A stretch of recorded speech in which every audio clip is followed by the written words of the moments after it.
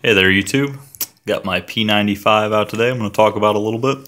This is a Ruger 9mm pistol. This was made in 1996, part of their P series that started with the P85 in 1985. Been several of the P series, the 85, 89, I believe the 93 and the 95 were all 9mm. Also made a 40 caliber, which I believe is P90. I'm not 100% sure on that one. And 45 caliber in this. This is only the P series I've owned. It's an excellent gun. They're no longer made. They were discontinued in 2013, which, you know, if I had to say, I actually prefer the P series over the newer SR line. I haven't shot the Ruger American yet, so I can't comment on that, but these are great guns. You know, they function great. They're reliable. They're accurate. They're not that expensive. Back when they were made, they're about $250 to $350. I've noticed they've went up in price maybe a little bit since they've discontinued them, which isn't uncommon. I mean, manufacturer stops making a gun, you expect it to go up in price a little bit. But still, for the reliability and the durability of these things that you get, the price is awesome. If you're on a budget, this is a great pistol to look into.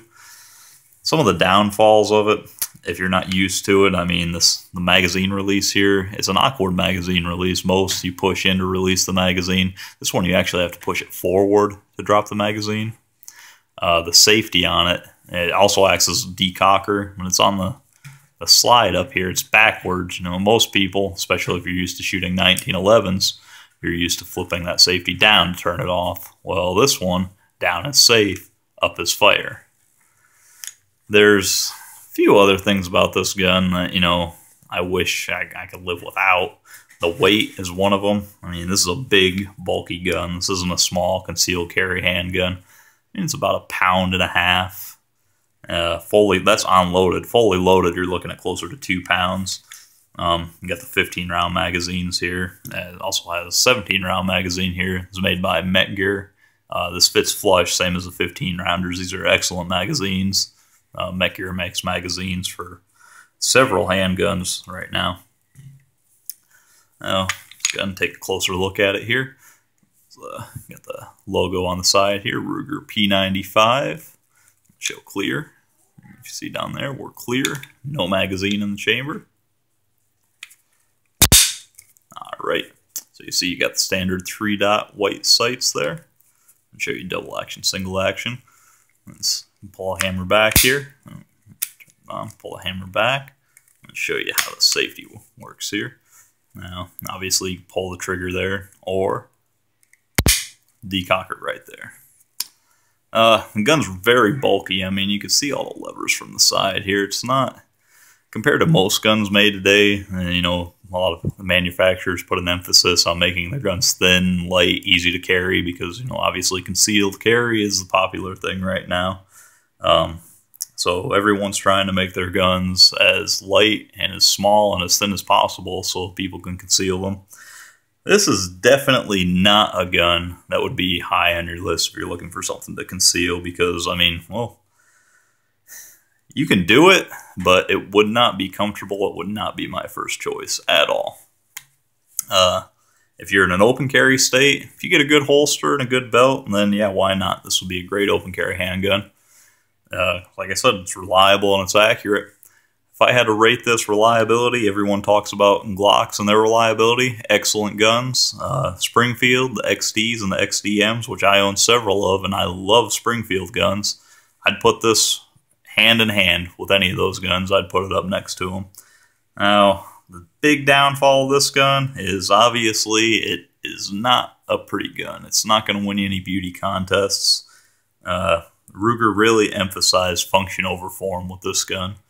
And I personally, I don't have a problem with that. I mean, this is an overbuilt gun for the price. This is something that it'll outlast you. It'll probably outlast your kids and your grandkids. I mean, this gun, people call this a tank. You'll read, if you look around on the internet, you'll see people left and right calling this gun a tank. And they're not joking, it is. I mean, this gun can take a beating, and it'll still keep going. I don't know how many rounds I've shot through this gun so far. If I had to guess, I'd probably say about 5,000. Had maybe 3-4 malfunctions in that time. Most of them user error. You know, when I first got it, maybe a little bit of limp wrist. If I have to admit it, I'll admit that it was user error, limp wristing. Since then, really, I've had no issues at all. Aftermarket for these, there's not a huge aftermarket. I mean, you can find holsters. You can find, you know, maybe some sites out there. I don't see them a whole lot online. I mean, if you look, you can find them, though.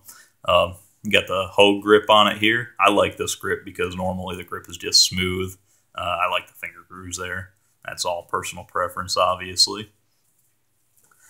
Other than that, there's not really a whole lot to say about this gun. I mean, it's a boring gun in terms of it's not anything fancy. Like I said earlier, it's not going to win you a beauty contest, but it is going to work when you need it to work, and it's going to put a round where you need the round to go, which to me is the most important thing. If I had to choose any gun out of my Springfields, Remingtons, Rugers, other Rugers that I own, Glocks, any of those, I would say that this is by far the most reliable handgun I've ever shot. Now, I don't know if I said earlier, it shoots a 9mm cartridge for you. I mean, I'm sure most of you know 9mm. It's right there. Size comparison here. We have a 380 right here. The 9mm here next to it is 40 caliber, and the 45